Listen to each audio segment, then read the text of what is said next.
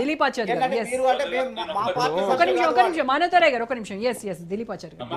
నేనేమంటున్నానంటే గొప్పగా చెప్పుకుంటున్నారు కాంగ్రెస్ పార్టీ గురించి.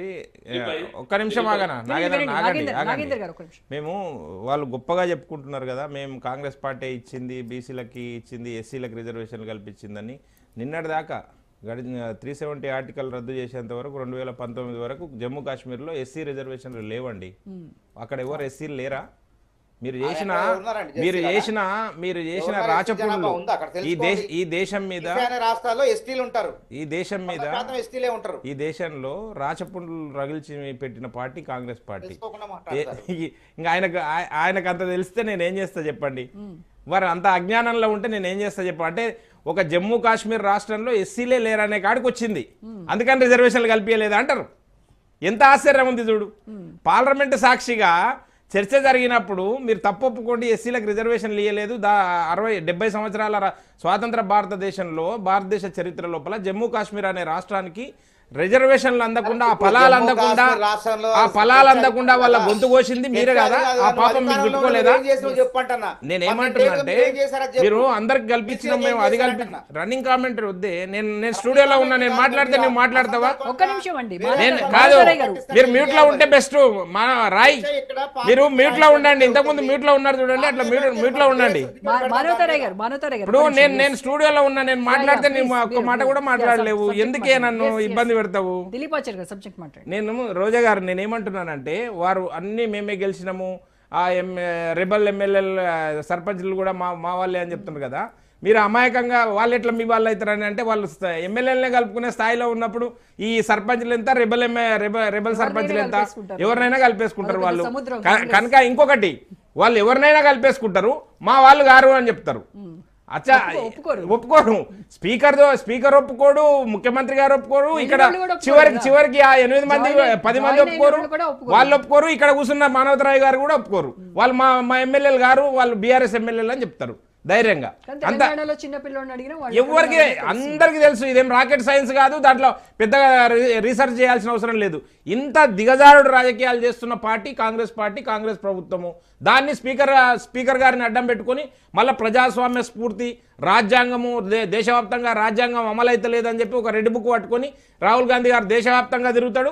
కానీ ఇక్కడ జరుగుతున్నది రాజ్యాంగానికి తూట్లు పొడిచే కార్యక్రమం. ప్రజాస్వామ్యాన్ని బట్టలు ఇడిపించి నడిబజార్లో నిలబెట్టి నాట్యం చేయిస్తున్న పార్టీ కాంగ్రెస్ పార్టీ. వీళ్ళు నీతులు చెప్తా ఉన్నారు, వాళ్ళే తూట్లు పొడుస్తూ ఉన్నారు. ఈ రోజు నాగేంద్ర అన్న అడిగిండు, సమాధానం ఏముంది, మీరు చేసిరు కదా అంటున్నారు. వాళ్ళు చేసినందుకే మీరు అధికారంలోకి వచ్చిర్రు, వాళ్ళు చేయలేదని చెప్పలేదు. మేమందరం గొంతులు ఎండిపోయిన దాకా మేమే అరిచినాం. బీఆర్ఎస్ పార్టీ అన్యాయం చేస్తుంది, తప్పు చేస్తుంది, పార్టీలన్నీ విలీనం చేసుకుంటుంది అని చెప్పి వాళ్ళకి చెప్పినాం కదా. అప్పుడు మీరేం చెప్పారు? రాళ్ళు తీసుకొని కొట్టండి, చెట్లకు గట్టేయండి అని చెప్పారు కదా. ఇప్పుడు ఎందుకు ఆ మాట తప్పుతా ఉన్నారు? ఇంకొక విషయం ఏంటంటే, వీళ్ళకి అహంకారం ఎట్లా నెత్తికెక్కింది కాంగ్రెస్ పార్టీ కనంటే, మేమే గెలుస్తున్నాము, కంటోన్మెంట్లో మేమే గెలిచినాము, లేదనుకుంటే జూబ్లీస్లో మేమే గెలిచినాము, సర్పంచ్ ఎలక్షన్లో మేమే గెలిచినాము. మీరు అంతకంటే ముందు బీఆర్ఎస్ పార్టీ కూడా ఇట్లే అహంకారపూరితంగా విర్రవీగింది. మానవతరాయ్ గారు 90% గ్రామ పంచాయతీలు గెలుచుకున్నారు, 100% జడ్పీ చైర్మన్లు గెలుచుకున్నారు బీఆర్ఎస్ పార్టీ. ఇప్పుడు ఎక్కడ ఉన్నది? ఎట్లా ఉన్నది? మీరు కూడా చెప్తా ఉన్నారు బీఆర్ఎస్ పార్టీకి మంచిగా ఊపు వచ్చింది, మంచి సర్పంచ్ ఎలక్షన్లు వచ్చినాయి. వాళ్ళకు వచ్చిన పర్సెంటేజ్ ఎంత? వాళ్ళు ఉన్న పర్సెంటేజ్ ఎక్కడ ఉన్నారు, ఎక్కడ దాకా వచ్చిర్రు? పార్లమెంట్ ఎలక్షన్లు గెలవడం ఈజీ, కానీ పంచాయతీ ఎలక్షన్లు గెలవడం అనేది చాలా కష్టం అని మేమేమంటున్నాము అంటే, భారతీయ జనతా పార్టీ ఎక్కడ ఉన్నది? 100 స్థానాల లోపల ఉన్న భారతీయ జనతా పార్టీ గణనీయంగా పెరిగింది. అంటే అన్న ఆగే, ఇప్పుడు మేమేమంటున్నామనంటే, వాళ్ళు 56% గెలిచినామని చెప్పి క్లెయిమ్ చేసుకుంటా ఉన్నారు కదా. రన్నింగ్ కామెంట్ అందుకండి. ఇప్పుడు రన్నింగ్ కామెంటర్ ఎందుకే? నువ్వు మాట్లాడేటప్పుడు ఎవరైనా మాట్లాడుతున్నారా? నేను అన్ని వస్తాయి, రాసి పెట్టుకోండి. మీ టర్న్ వచ్చినప్పుడు అన్ని మాట్లాడుకోండి. కొద్దిగా నోట్ చేసి పెట్టుకోండి, ఏం అభ్యంతరం లేదు. నేనేమంటున్నానంటే, వీళ్ళు 56% వచ్చినాయని చెప్పి క్లెయిమ్ చేసుకుంటున్నారు. అంతకంటే ముందు ప్రభుత్వంలో బీఆర్ఎస్ ప్రభుత్వం 90% వచ్చింది, 90% వచ్చింది కదా. మరి ఎక్కడున్నారు ఇవాళ? మీరు ఎందుకు విరవీగుతున్నారు? ఎందుకు ఈ అహంకారం తలకెక్కుతుంది?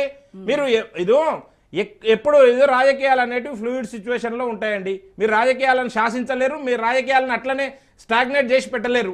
ఖచ్చితంగా మారుతూ ఉంటాయి, పరిస్థితులకు అనుగుణంగా మారుతూ ఉంటాయి. మీరు ఎన్ని రకాలుగా చెప్పిన అంతకంటే ముందు అట్లా అనుకుంటే మీరు డిపాజిట్లు కోల్పోయినరు. జిహెచ్ఎంసీ ఎన్నికల లోపల 2 స్థానాలు గెలిచినారు మీరు. మరి అట్లా అంటే ఇప్పుడు అధికారంలోకి వచ్చారు కదా. అంతకంటే ముందు దుబ్బాకలో డిపాజిట్ పోయింది, హుజురాబాద్లో డిపాజిట్ పోయింది, ఇక్కడ కోమటిరెడ్డి రాజగోపాల్ రెడ్డి గారి దగ్గర డిపాజిట్ పోయింది. కనుక మేము ఏమంటున్నామనంటే మీరు ఇదే ఉంటుంది, మాకు ఇదే వస్తుంది, ఇంకా ఎప్పటికి ఫలితాలు ఇవే, మేము 8 సంవత్సరాలు 3000 రోజులు మేము ఇట్లనే ఉంటాము అని చెప్పి ఎందుకు విరవీగుతున్నారు? ఇవి జరగవండి. మీరు ఒకవేళ అవన్నీ జరగాలనుకుంటే, రోజా గారు నేను చాలా చిన్న విషయం చెప్తా, ఒకవేళ అవన్నీ జరగాలనుకుంటే మీరు నీతివంతమైన పాలన చేయండి, నిజాయితీతో కూడిన పాలన చేయండి. మీరు చెప్తున్న ట్యాగ్ లైన్ ఏదైతే ఉందో ప్రజాపాలన అని చెప్తున్నారో దాన్ని చేసి చూపించండి. గ్రామ పంచాయతీ ఎన్నికల లోపల మీ దౌర్జన్యం పరాకాష్ఠకు వెళ్ళిన సందర్భం లోపల మీరు ప్రజాపాలనని ఏ విధంగా చెప్పుకుంటారు? అరే ఒకవైపు పోలీసులను ఉపయోగిస్తారు, ఒకవైపు మీ రౌడీ మూకను ఉపయోగిస్తారు, ఒకవైపు డబ్బు, ఒకవైపు మద్యము, ఒకవైపు అధికార దుర్వినియోగం చేసుకుంటా మీరు ఈ విధంగా పాలన సాగిస్తే దీన్ని ప్రజాపాలన అని చెప్పి ట్యాగ్ లైన్ పెట్టుకుంటున్నారు. ఇదా ప్రజాపాలన?